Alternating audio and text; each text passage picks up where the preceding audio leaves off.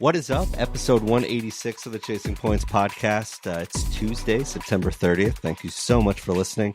Harrison, Brendan, Sam here with you. Hayes out of office, taking the afternoon off. What's up, boys? How are you? How's it going? I'm great. We're missing our heel, so I guess this will be a very nice pod, but, you know, them's the breaks. We could text all of our NFC East friends that hate the Eagles and tell them that they can listen to this podcast. So that's good. There we go. It's They'd be so happy. God. I'd listen to you more, Sam, if Brandon didn't just talk shit about the everyone else. Cowboys, Giants. Cowboys and Giants all the time. Commanders. Probably I don't know the comment I get the most. Yeah, but that's fair. That's fair. Here we are. How's everyone's weekend? It was good. It was good. Yeah. Colton's first birthday party. There we go. Harrison. Happy birthday, big guy. Yeah. Harry and his family were there. Hayes was there. Sam, sorry he couldn't make it. Next time. Sorry, bro. Second birthday, maybe. Yeah, there you You're go. only one. Get the You're only one once. That's fine. Smash cake. So did the whole thing. Yeah, he wasn't too pleased with that. Yeah, he didn't like everyone singing happy birthday to him. So oh god, I hate it too. He was in shambles. So we gave him the cake last night. Still didn't like it, but he'll learn. It's fine. He'll get there. He'll get there. Second birthday. Get the bounce house. I'm there. Let's go. So week 4 of the NFL season in the books here. So we, of course, have our dubs and our L's.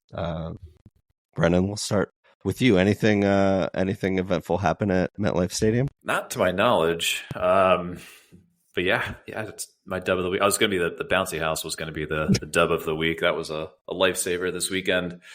But yeah, Jackson Dart is my dub. You know, all the hype surrounding him. He's obviously, got that aura, got that, kind of swagger to him. And couldn't have been easy to go into MetLife yesterday. First career start, going against a really good Chargers team, and coming away with the win. I mean, that was huge. And, his stats don't necessarily jump off the page, but watching that game, he created a lot of plays. He was just exciting to watch, for a little bit more mobility as well. And I give him my dub for the week. Now it's unfortunate. I'm sure we'll get into this with your L, Sam. Obviously losing neighbors in the same game, but we take the good with the bad here in East Rutherford. So yeah, I'll give him his shine for this week. Yeah, sorry about that. That sucks. Yeah. I mean, I'm not a Giants fan, but that just sucks. When you saw it, you instantly knew. And it's just, Harrison and I were just talking about it before you jumped on. Like, we can't have nice things in sports. Yeah. Like, that's just a prime example of just, this sucks. So hopefully speedy recovery to Malik Neighbors. I believe it was confirmed it's a torn ACL, right? So yeah, unfortunate there. Yeah, I think you just go from like euphoria. That first drive was obviously just incredible, like what you've been wanting to see, to second quarter losing Neighbors, to talk more about Dart, like just his mobility. Obviously, passing wise, he only had 100 and some odd yards, but just being able to extend plays behind an offensive line that is not great is what you needed. You need a guy to be able to go out there. Russ used to be able to do that stuff, but he can't now. So now it's seeing Jackson Dart behind center and able to extend plays and give that offense some more life. They're a tough team before. They're going to be annoying, like Hayes said, all year. But now you kind of have that playmaking ability to, maybe get a few more wins. But at the very least, show that excitement into the season. And Scadaboo was awesome. And just having Dart back there just gives them a whole different vibe, which is cool. Yeah, you definitely felt it just on TV. And I'm not as tuned into the Giants as you are, Brendan, but I have to imagine that like Big Blue Nation is just, ready for this moment. So yeah, well, I mean, it's been a long time. It's been since Eli. So yeah, a long time coming. Gone through a lot of dark days, and I don't think we're out of those dark days just yet.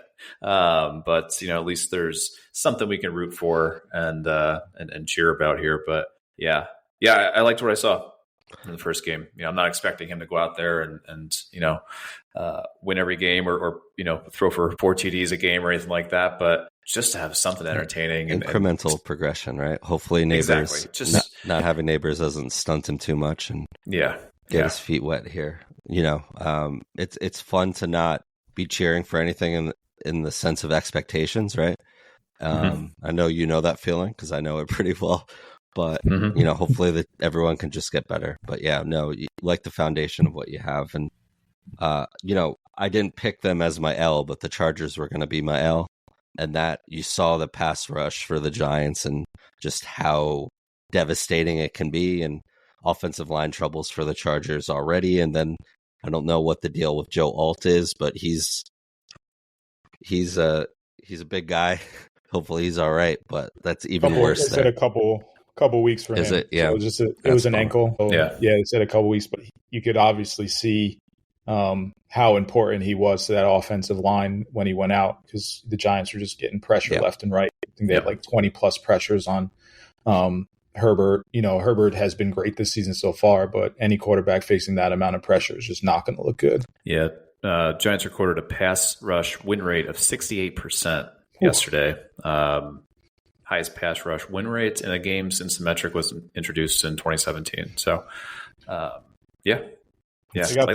We've been saying all along, since even before the season started, that defensive line was going to be a problem. So that's certainly ringing true here to start the season. They got the Giants football, so I'm excited to see Dart kind of in New Orleans. Like, that's a tough, obviously the Saints aren't very good, but it's still a tough place to play and on the road. So I'm excited to see his next kind of road test. Yeah. But I think that defensive line is going to be awesome inside the dome too. Like inside, you're sped up on turf. So I think, despite it being two bad teams, Giants and Saints next week, I think it'll be a fun game to watch. Just excited to keep watching Dart grow and get better each step of the way, and take some steps back too. That's definitely going to happen, but it's all part of it. At least there's some excitement there. Yeah, for sure. And a tough test coming up. I think 2 of 3 against the Eagles, right? Coming up. So it's definitely a hard schedule. So no expectations here, but it's just fun to see the vibes up in New Jersey. For now.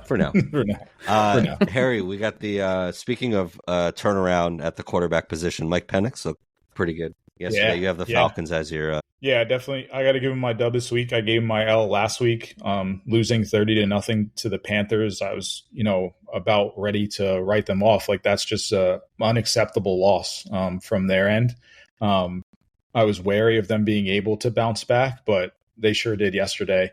Penix looked great. Drake London looked awesome. Bijan looked great. And, they were able to kind of bounce back and get a win, obviously against kind of a beaten down Commanders team. But it's a win nonetheless. And being able to kind of turn the page on what I think we'll look back is one of the most unexplainable losses of the year. To score 0 on the Panthers is just still going to stick with me. But for them to bounce back and get that win just speaks volumes of kind of, I guess, Penix's nature and the rest of the team. So, kudos to them for being able to turn the page. Yeah, it was impressive win there. He looked really good. From a fantasy standpoint, nice to see Drake London get back on track and just that offense clicking, because they have so many. I think Pitts have a touchdown. I think I saw just a big game there. I'll never quit on you, Kyle Pitts. I'll never quit. Here comes the breakout. Get ready. Breakout year, whatever. Mm-hmm. We're here. They're just going to be an impossible team to pick for the rest of the year, just because they have that. They seem to have that Jekyll and Hyde. Losing week 1, then beating the hell out of the Vikings in week 2, then scoring 0 against the Panthers, and then this yesterday. They're going to be just annoying all year, I think. Yeah, but again, just show us something and build towards something. That division, aside from the Bucks here, could be pretty wide open. Just looking ahead at the next couple of years. So I have the Chiefs here. I don't remember what the final score was, but it was a rout. They took care of business at home against the Ravens. I hope Lamar, I hope you're okay. I know he was pulled. I don't know if I think it was hamstring, and I didn't get the check today what the timeline is there, but hopefully he's all right. And they just pulled him because the game is kind of getting out of hand. But this is the Chiefs that we've been waiting for, and really excited about this team. And then Worthy got hurt, first game of the year, and Rashee Rice is on suspended for the first 6 games because of off the field stuff, and the running game was non-existent leading up to this game. Their leading rusher through 3 games was Patrick Mahomes. So A little different of a game plan here, and great to see Worthy playing. Wasn't sure what to make of him there. A lot of like, is he just going to be a decoy? What's going on here? But he looked great. The team just looked like the Kansas City Chiefs, and a big win. Both these teams kind of stumbling out the gate here, both 1-2 going into the game here. So I got the Chiefs as my dub here. Kind of get right. The Ravens aren't a get right team, but that's a impressive win nonetheless here. So maybe more of a loss on the Ravens than a win for the Chiefs. But you play who's on your schedule, and it's kind of it. What do you guys think of a big matchup last night? Yeah, I mean against that defense, it might be a get right game. Like they're down a whole bunch of starters. They've got a lot of question marks coming in, and they're playing a Texans team that looks a little bit better. And the Texans have had a good defense these first couple of weeks, so they're going to have to figure something out Ravens wise. But Chiefs wise, obviously they're one game out of the division lead. Obviously it's early, and a lot of people probably writing them off, but they're gonna pile up their wins somewhere, and they're just too talented to be, that forgotten about team, which they, kind of were on the precipice of being, with that Giants and Chiefs game. And, everyone's like, 0-3 Chiefs could be. But yeah, the last 2 weeks, they've kind of shown their mettle, and picked up, some of the offensive slack. And if they're going to score points like that, look out. So yeah, they're right there again. Yeah, for sure. Even in their losses this year, I mean, they've been close, right? Like it's not like they're getting blown out by any means. Like Harry said, like they still have a super talented roster, and I mean, you beat the Ravens. That's something to be said about that, even despite the injuries to Lamar and everything else. We were. I'll be honest. I was probably the one who was saying that the Chiefs were done, and they're washed, and no chance they win the AFC West again this year. But looking good past 2 weeks. How quickly things can change, in the NFL. Any given Sunday, right? That's exactly what it's all about. My L, we've alluded to it already. MetLife Stadium, the turf, takes another victim here. Malik Neighbors.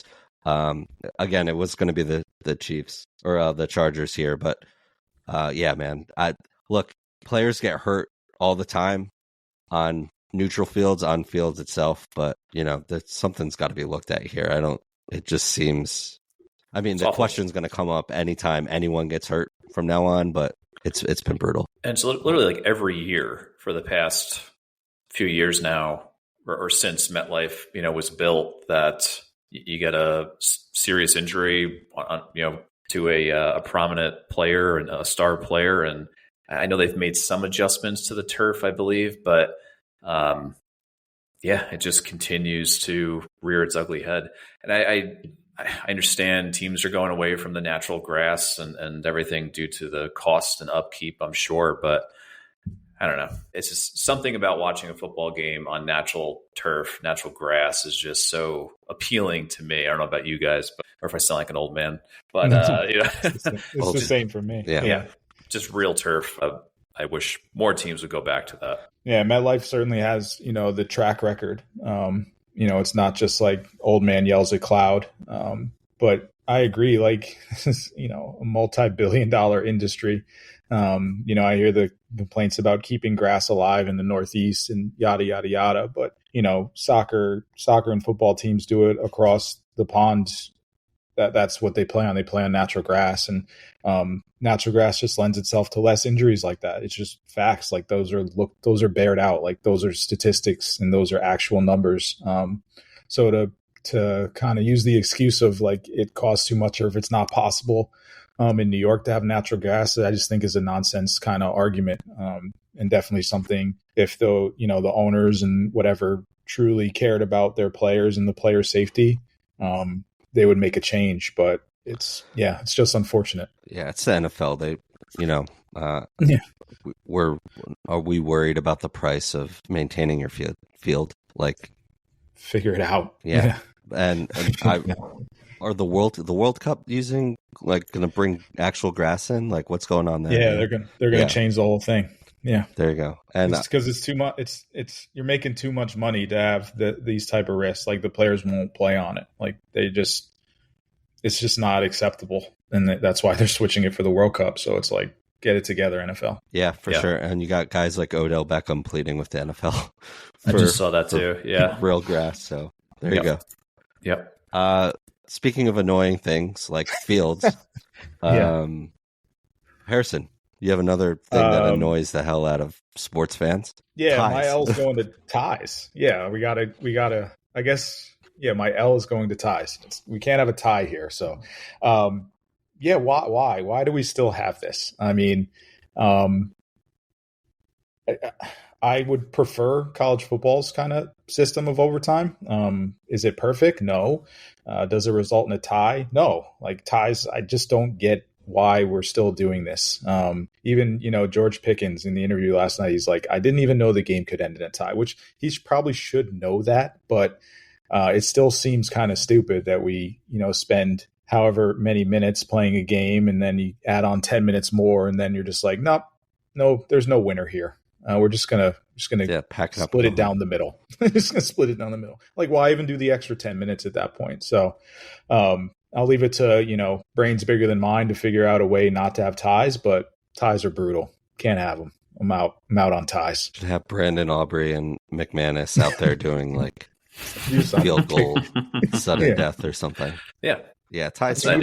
Neckties even suck. Hockey, like all ties suck. Yeah, all ties suck. Yeah, hockey, like it goes to a shootout. Like, granted, it's not the best thing in the world. It's kind of like throwing a shootout into a 60-minute hockey game going back and forth. It's just kind of way out of like the realm of the sport to have a decided winner. But it's the regular season, and just have a winner. Like, figure out a way to have a winner. And then even in the college one, it's not overly long. Like, each team gets a possession. If you're tied after that, each team gets another possession, and then you have to go for two. And then it's just kind of 2-point conversions, one after the other. So it's not too much longer. So I wish they would kind of look at adopting that type of system. And to, again, 80 combined points and, a 40, huge 45. Sunday night matchup. And not that, the time of the game, as long as it's not a playoff game, it shouldn't be any different than anything else. But yeah, just to see 40, all tie here, that sucks. Certainly, I'm sure the competition committee is going to look into it and maybe take it from there. Yeah, maybe. I hope so. Speaking of things to look into, Brennan, you have what's your last L? The last L that we'll get into here. Really disappointed Hayes isn't here today to discuss this one with me. Let me preface this by saying I'm not, knocking the Eagles in any way or trying to ring any alarms or anything like that. But Kevin Patullo, their new offensive coordinator, is my L for the week. Don't know what they're doing offensively. For Hurts to he didn't complete a pass in all the second half. Yeah, that's just insane to me. And granted, like I said, they're still winning games, which is all that matters. Which we say all the time. As long as you're winning games, that's the main goal. But that luck is going to run out sooner or later if this trend continues. And you've got guys now voicing their displeasure between AJ Brown. I saw one of the offensive linemen had a quote as well about, maybe we should adjust the play calls here. Maybe we should, run some more play actions if they're stacking the box on us, or, let's try something a little different here instead of going back to the well every time. So, that's my L for the week. Again, they're still winning the games, which is it's all that matters. But I have a feeling that luck is going to run out if this trend continues here. Yeah, it's weird because, again, they just find ways to win and they're so talented. But why is it so hard? Right. A lot of that was happening last year until, we've talked about it a lot that, the bye and then kind of just figuring things out and having new coordinators. And they went on an unbelievable run here. But, it's just getting, it's kind of getting louder, the AJ Brown stuff, like what's going on there. So, I hope they kind of figure it out. And again, they're in the position where they have the target on their back and they don't care about fantasy. They don't care about stats. They're trying to win ball games, and ultimately they did. So it's it's just people in the media finding something to nitpick at. But I just love AJ Brown posting the quote: "If you're not welcomed, not listened to, quietly withdraw. Don't make a scene. Shrug your shoulders and be on your way." I just love that he posts that on social media as if that's quiet. As if that's not making a scene or creating a stir or causing a stir. So, yeah. Well, if there's go ahead. Sorry. Well, I just think it's not nitpicking. I don't think like it's right in front of us. Like Bacon said, like it's just not sustainable this way. Like you can definitely get a bunch of regular season wins with the talent that they have, but it is concerning because you don't want to waste this window that they have. Like they have so much talent all up and down the field. And then when it comes down to it, you're not clicking at the right moments, when it comes to the playoffs, and you just don't have that kind of, don't have that kind of leash. So it's like, you got to kind of show something and get it together. But yeah, they are the Super Bowl champs, but man, like the offense looks so difficult. So difficult. Yeah. So again, long season. We're not even a quarter of the way into it, so we'll see what comes of it there. But. Yeah.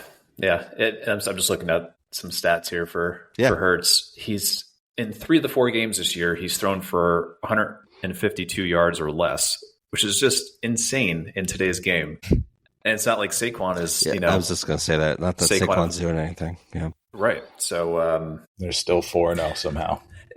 Yeah. Hats off to him. What I would do, man, to just have a team so inconsistent, but consistently inconsistent enough to still be 4-0 and win a Super Bowl and blow the doors off the defending Super Bowl champions. And, again, I'm not worried about the Eagles. No. I'd imagine Hayes isn't either. It's just frustrating. And they're in a position where we can just kind of look for things here. But yeah, the offense hasn't been very efficient, but they're just fortunate that they have talent. Like we said it last week. Oh, we forgot we had AJ Brown on the team, and he just looks like he usually does when he has the ball, the best receiver in football, or one of them, So again, long season, we'll see there. Power rankings. We'll monitor this one closely. Yeah, monitor it closely. Keep an eye with Hayes. Yeah. We'll see if we can get Hayes's feedback to the episode. Maybe we'll do something with that. He did leave us his power rankings, which are interesting. I wasn't going to read them off because he's not here, but I'm going to do it. I'll do it anyway. At number 5, even though they just lost to the Giants here, we have the Chargers. Maybe they should bring the Powder Blues back and just do it that. Maybe that'll do it. Yeah. Lions looked incredible this past week. I mean, they really, aside from that loss to the Packers, they've looked great, not missing a beat there. Rams at 3. He has the Bills at 2 and his Eagles at number 1. So, any quick thoughts on his power rankings? Chargers, Lions, Rams, Bills, Eagles from 5 to 1. No, I think those are fine. Yeah. I can't. I can't hate a lot of teams. Yeah, the top 5. A lot of teams have shown like they just had some hiccups. Here and there, even the good ones. So I'm good with it. Yeah. What I am interested in here is, Harry, your power list rankings. I know we said we were going to do this every week, but I'm intrigued because number 1 is a question mark. So you want to run through this real quick for us? Yeah. So we got Panthers at 5, back to stinking. Saints at 4, still suck. Titans at 3. Cam Ward even just said we're ass. So, whenever you got your quarterback just saying your entire team is ass, that's, a good way to find your way into the powerless rankings. Just keep it a buck, Keeping it a buck. Number 2, the Dolphins, still bad. We'll see tonight if they're still bad. And then number 1, I'm taking one on the chin here. Number 1 are my picks. That's how bad they've been. Absolutely powerless. I think it's a good segue into our records. Perfect. Nice. So have at it, Sam. Hayes should be here for this, but that's fine. Of all the things we're dogging his team after a win. A win's a win. Yep. And the thing he gets on you more than anything, well, there's a lot of things, but it's your picks, and you're usually well above 500 anyway. But Harrison, not this week. Harrison, you finished 4-9. It was But, bad. It was a bloodbath. I one game lead this week on Hayes, 9-4. He's 8-5. Brendan, 7-6. Didn't pick your Giants. The 1 week you didn't pick your Giants. I told you, man. It's that like reverse psychology there. Pick against them, get the first win of the season. There you go. It was planned all along. Yeah. That said, still have not picked the Jets this week. Don't do it. I'm not doing it tonight. I have the Dolphins and Broncos. Bacon, so do you. And Hayes and Harry, Jets and Broncos tonight. Again, doubleheader. Do we like the doubleheader? Monday night doubleheader? Not this one. Yeah, this one's atrocious. Yeah. Jeez. I have to send love to my friend, coworker in Denver. She's a Broncos fan, and her husband is a Bengals fan. So they have a ton of people going to the game tonight, and sans Joe Burrow. So no one wants that. No, so that's tough. We'll see. I like the two games. I don't mind the 7:00 start, but can we have a little bit more time between the two of them? I mean, I think 10 was a little crazy last week or 2 weeks ago. Yeah, not the worst thing there. So for the season, Hayes and I are 40-20.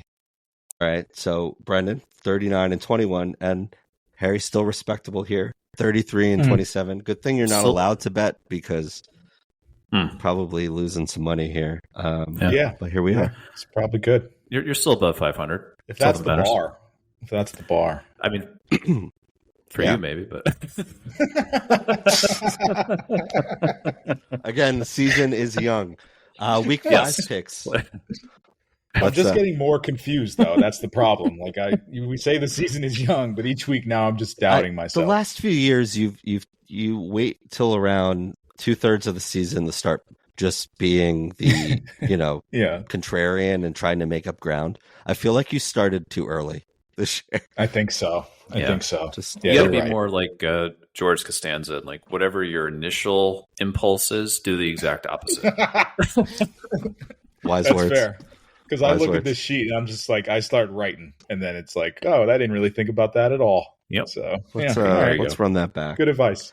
Speaking of which, week 5 picks. So we have the Falcons, Bears, Packers, and the Steelers all on bye here. So Thursday night football, though, 49ers at the Rams.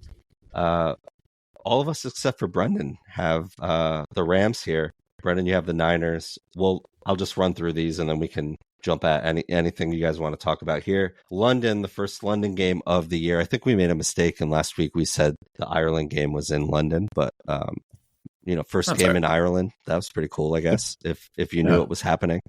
Vikings at the Browns. So the Vikings are staying over the pond, if you will, taking on the Browns. We all have the Vikings here. All have the Ravens, who are hosting the Texans. I did put an asterisk here. If Lamar's hurt, I don't know what to do here. I put Cooper Rush as the backup. I think it's a completely different game plan here. We're welcome to change our picks up until game time. Dolphins at Panthers. You learn your lesson here, Harry. You have the Panthers. I have the Panthers. So does Bacon. Hayes has taken his dad's former team, the Dolphins. Yeah, we'll stick with the Panthers. I can't pick the Dolphins. That's fair. Raiders at the Colts. We all have the Colts here. Hopefully, that'll be a better game for the Colts here. Cowboys at the Jets. Harrison, you have the Jets. The rest of us have the Cowboys. Broncos at Eagles. What? I know I said I was going to do this at the end, but are you okay? You good? I just don't think the Jets are that bad. I don't like the Cowboys. I don't know. It's fine. I didn't think the Cowboys would put 40 up on that Packers defense. Either. So you never know. I didn't either. I never know. Broncos. Keep going. Keep going. Yeah. Broncos at Eagles. All have the Eagles here. Titans at the Cardinals. We're all taking your Cardinals, Harrison. Bucks at the Seahawks. Going across country, but we all have the Buccaneers here. And Lions going to Cincinnati. We all have the Lions. Commanders going cross country to Los Angeles to play the Chargers. We all have the Chargers. Sunday Night Football. Patriots at the Bills. We're taking the Bills here. And a doozy for Monday Night Football here. Chiefs going to Jacksonville. The three of us have the Chiefs. Hayes is taking his Jaguars. So Here we go. Bacon, you didn't just write Chiefs. What did you write? Chiefs. All right, there you go. Just wanted to give you justice there. We all have similar picks here, so I'm just going to ask you guys, what's wrong with you? Yeah, now I'm second guessing myself here. Yeah, I think you just changed it so you could get some more wins. I wrote these in first. Yeah, you did. That's true. Yeah. Well, some of these, like I've never really liked the cross country thing. I feel like we got away from it. The Chargers Giants was a great example of it. Going cross country, playing at 1:00. So the Bucks going to Seattle, Commanders going to LA, stuff like that is, there's trap games, and not that the Seahawks are a trap team. I think they've been playing pretty well. That's one I'm not worried about. I think the Seahawks defense is legit very good, but I just don't want to pick against Baker anymore. He's just proven that it's going to be a game late and they're going to be right in it. And he just kind of finds a way to get it done. But I think the Seahawks defense is very good. And at home too, they're definitely a monster. So definitely one that I did think about for a second. The other one that, hedging a little bit here, Vikings at the Browns. Now, I like that the Vikings are staying there, but Vikings didn't look great. And I know the Browns are not great, but their defense is pretty solid.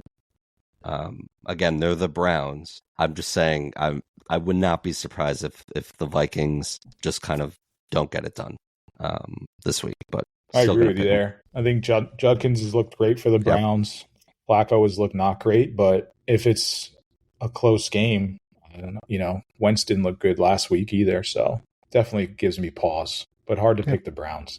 Yeah, and for that I won't. So here we go. Wrapping up the NFL Week 4. Anything else left out, guys, or onto baseball? On to baseball. Baseball season's over. What an awesome end to the season for a lot of races going down to game 162, and love that. I kind of like that they got rid of the 163 game, and it's all just based on season series and all of that stuff there. The Yankees, what was it, last Wednesday were 5 games out of first place or something like that, and they go on to tie for the AL East, and they're the first wild card. Toronto wins there, but that was a lot of fun.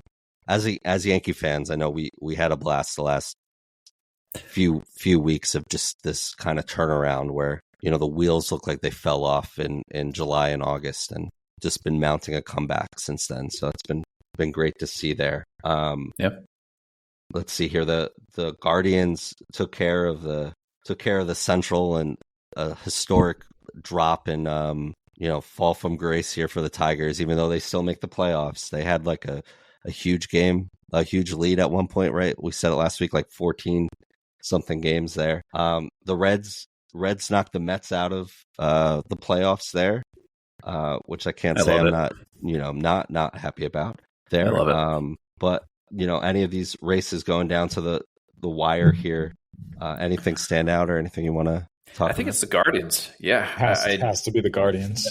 They just especially making it to the ALCS last year, and they're just such a good team in every sense of team. They obviously J-Ram is a superstar, right? But outside of him, I mean, they don't really have that many elite talents by any means, and it just seems that they just rally around Vogt. I'm going to mispronounce his name. Stephen Vogt. Vogt, right? Yeah. I always want to say Voigt. But they just seem to rally around him, and at this time of the year, they just 2 years now in a row where they just get it done, and it's impressive. Yeah, they were 15 and a half back. Jeez, yeah, mid July, I think it was, or late July. So quite the historic comeback. Yeah, the largest deficit overcome to win a division since 1969. Crazy. Won 18 of their last 22. That's something, and it's impressive for sure. I know we really like this Tigers team, and I say we, just Brendan and I, especially the pitching. But yeah, that's their young team. That sucks. Still in it, and they have Tariq going ready to go against the Guardian. So an instant rematch there. I'm not going to lie. I know we just took care of the Red Sox a couple weeks ago, but having, a wild card best of 3 series, at least we're home, but against the Red Sox starting tomorrow night. Yeah. Never not nervous in a situation like that. So that'll be a little nerve testing there. What do you guys think about just the playoff picture as Yankee corner here? For us Yankee fans. Love how we ended the season. Same. I mean, yeah, it was 7 straight wins, so yeah. And Stanton is getting hot at the right time, and I mean, Judge, future MVP, the 2025 MVP,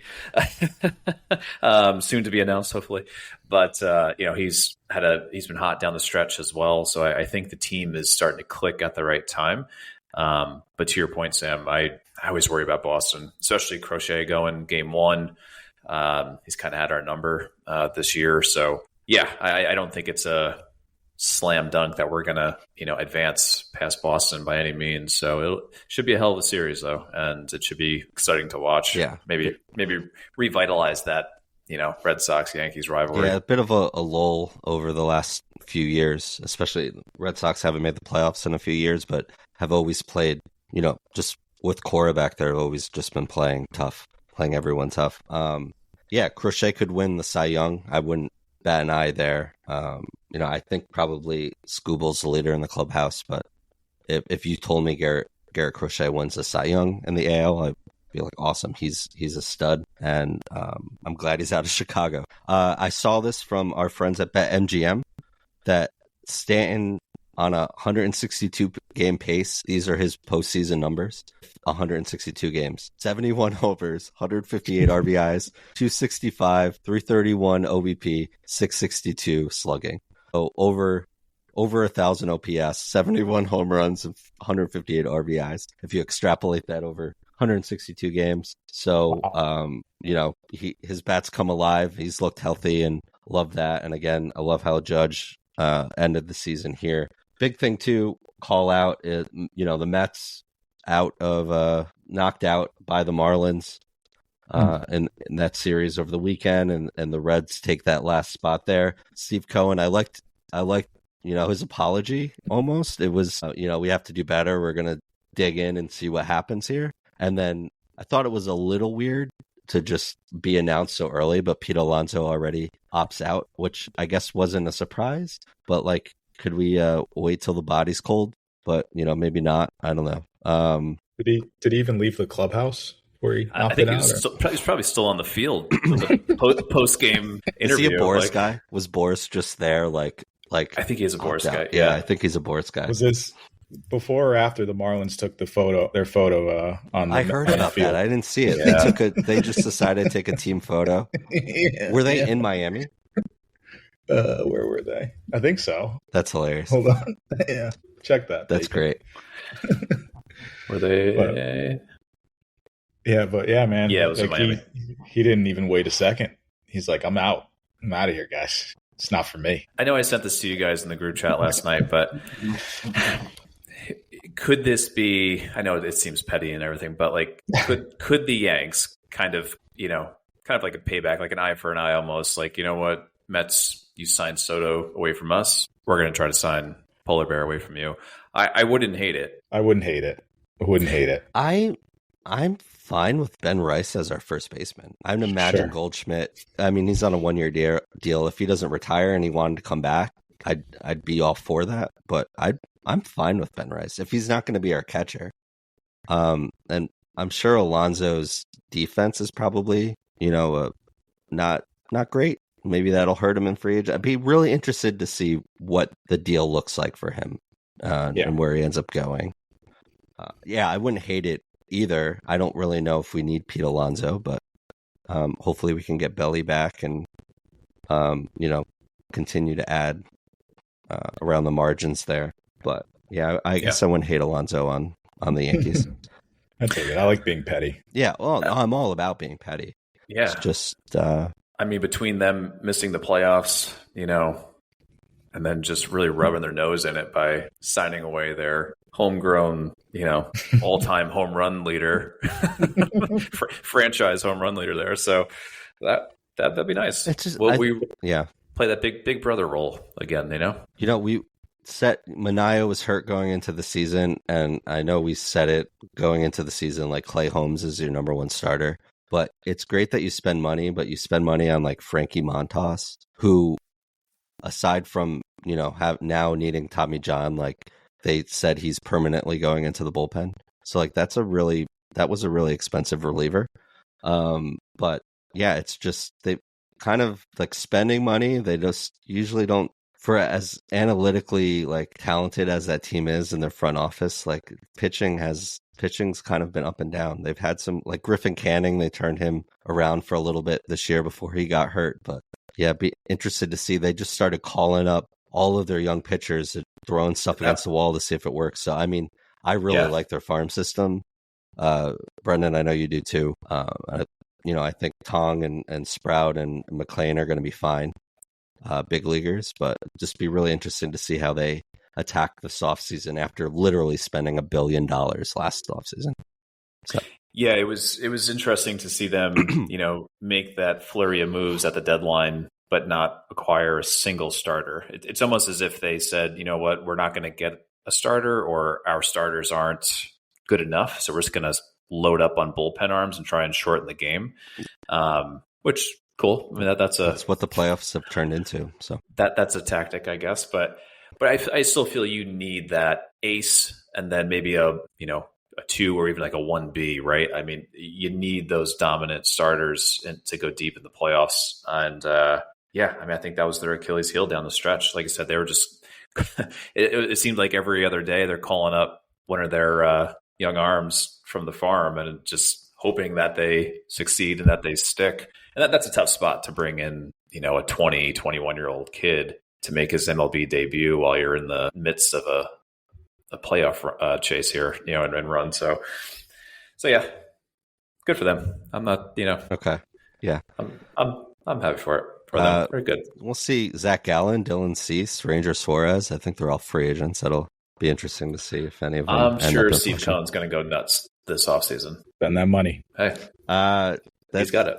Yeah, that's for sure. He does. Do you care? I think Harrison, you put this one down. You wrote. I didn't put it in. Oh, Hayes must have. You really didn't do this? It says y'all better talk about the Ryder Cup. Definitely Hayes. Okay, yep. So but I can talk about the Ryder Cup. Harrison, I didn't watch too much of the Ryder Cup, but certainly didn't Sunday, and I didn't expect the comeback to happen. Europe took care of business over the weekend here at Bethpage Black.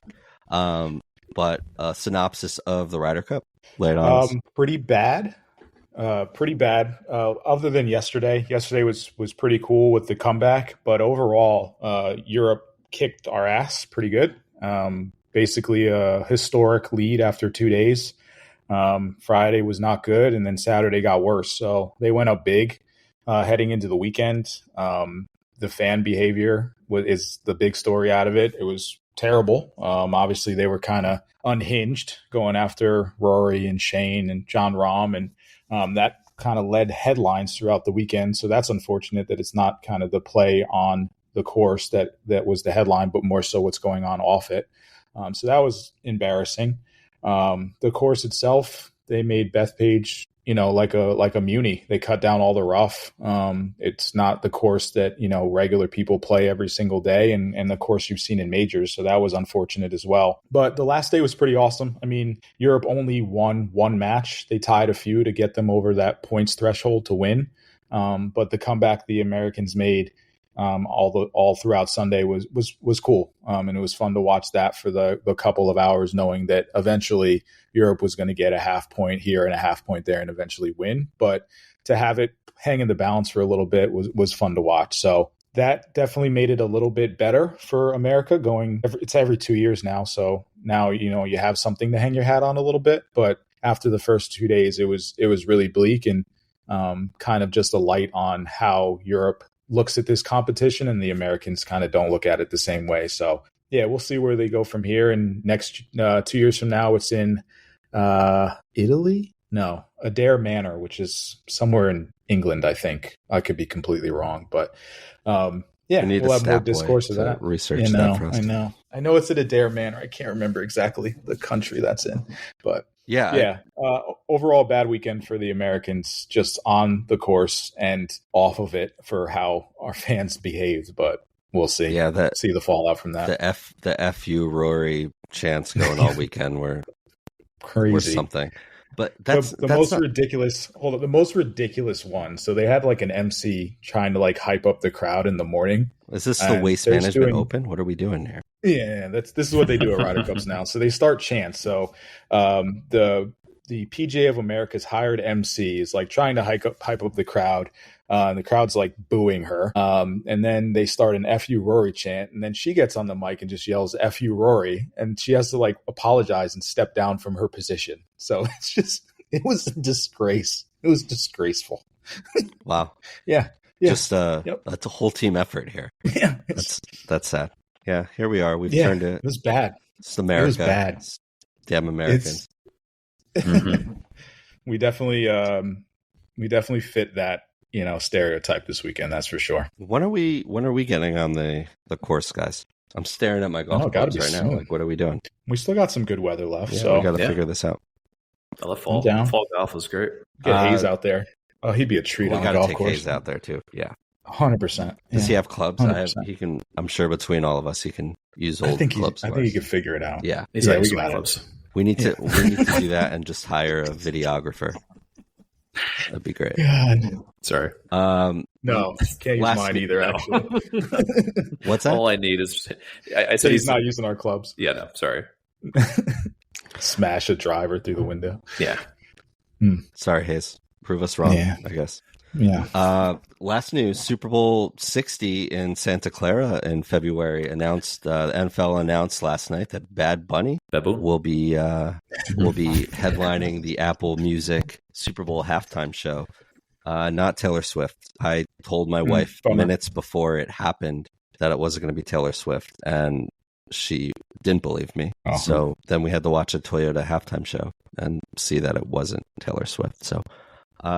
Thoughts on Bad Bunny? And are you excited? Do you care? Pretty lackluster, to me at least. I'm sure people are going to love it, but yeah, I'm sure they love it. I don't listen to a lot of Bad Bunny, so I don't know. So I will. I'm sure maybe he's a great performer. I don't know. I actually don't know. Can't slander Bad Bunny, but because I really don't listen. Yeah, I don't listen either. Like I don't know what he's saying. But the vibes are good. Like the music's good. Like I like it, but it's not really my bag, if you will. That's fair. But yeah, no, there we are. So, so at February 8th, I think, I just asked ChatGPT to give me a sports dad joke for the end of my podcast, and I accidentally X'd it out. Oh, all right. So I ruined that. Oh, that's back. Okay. All right. Here's one that will land well on a sports podcast. This is from ChatGPT. Why did the Scarecrow become a baseball player? I don't know. Because he was outstanding in his field. All right. Oh. And then it said, do you want to give us more? And it broke down for football, basketball, golf. And I don't pick a sport, football, basketball, or golf. Let's do football. Why can't Cinderella play football? Why? Because she's always running away from the ball. Good. Dad pod. That's it. Dad pod in the books. For Harrison and Brendan, I'm Sam. Thank you so much for listening. What is this? 186 episodes of Chasing Points podcast. Listen wherever you listen to podcasts. Tell your friends. Follow us on Instagram. Until then, peace. Go Birds. Go Birds. Later.